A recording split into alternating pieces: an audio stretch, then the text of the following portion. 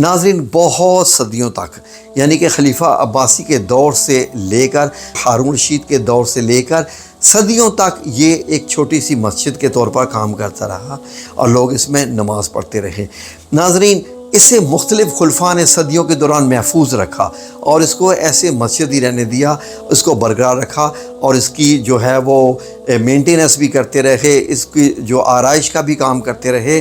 تو اس میں جو بشمول عباسی خلیفہ احمد نصیر ہے، انہوں نے بھی اس کو ڈیکور کیا اور اس کی جو ہے اس کو مسجد کے طور پر ہی برقرار رکھا۔ تو ناظرین، پھر کیا ہوا اس کے ساتھ؟ 1910 تک ایک تصویر میں اس گھر کو دیکھا گیا جو کہ مسجد کے طور پر تھا۔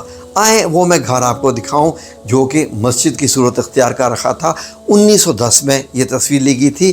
سعودی عربیہ نے تو 1920 میں اس ملک پہ جو ہے وہ مطلب آ کے حکومت شروع کی تھی۔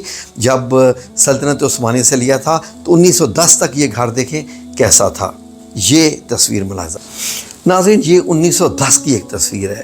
یہ جبل ابو قبیس سے لی گئی ہے جہاں تک میرا اندازہ ہے، کیونکہ یہ ایک اونچی جگہ سے پہاڑی سے لی گئی تصویر ہے۔ تو یہاں پر یہ دیکھیے غور سے، جہاں پر یہ تصویر زوم ہوتی جا رہی ہے کہ وہ جو چھوٹی سی آپ کو گنبد نظر آ رہا ہے، اس کے ساتھ مینار بھی ایک چھوٹا سا ہے اور اس کے سامنے گنبد کے سامنے آدھی عمارت آئی ہوئی ہے۔ یہ مسجد کے طور پر گھر جو ہے نبی کریم صلی اللہ علیہ وسلم کی جائے پیدا